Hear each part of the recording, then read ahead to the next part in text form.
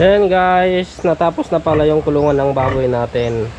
Bale, ito na yung bukan, yung kinuha nating bambu noon. May bubong na siya, tapos may flooring na rin siya, tapos nailipat na din sila guys.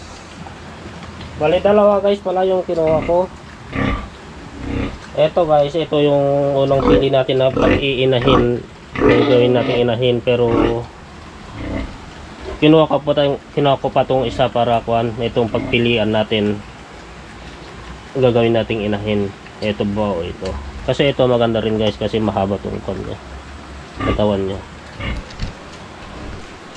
Bali, ito lang guys yung ginawa ko. Bali, dito sa loob itong kuan niya, itong kinuha nating kawayan para hindi nila maakyat. Bali, dinugtong ko dito sa kuan guys, dito sa kulungan nila daddy. Ito yung inahin din nila. Ito guys, pang temporary lang,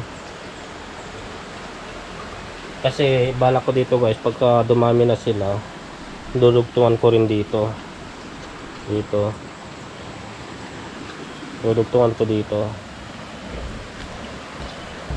Ito na rin yung inuman nila guys, galon lang, tapos may nipple drinker sila. Kaya naman na nilang uminom guys, alam nilang uminom dyan. Tapos yung drainage dito lang sa kuan, sa likod, napunta doon sa septic tank. Nandyan yung septic tank. Ito guys, improvise lang na ginawa ko pag inuman nila. May hose papunta doon sa nipple drinker sa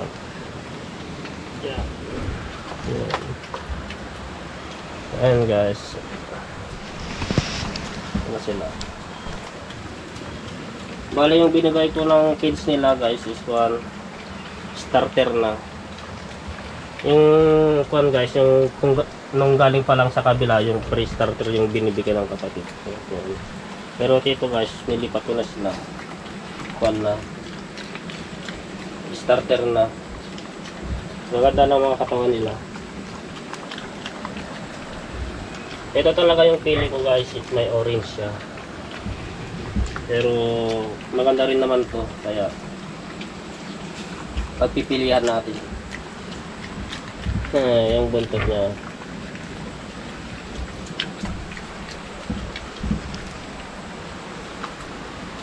Bali, dito sa labas niya guys, tinakpan ko lang ng tarapal para hindi kuan. Mainit kasi dito pag kuan hapon na. Itong mga poste niya, kawayan din. Okay naman siya guys. Dito sa labas niya, ito yung sa labas niya. Ito sa loob.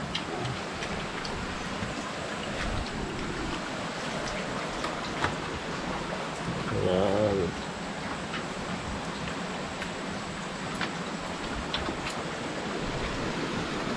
Ito yung buong kulungan.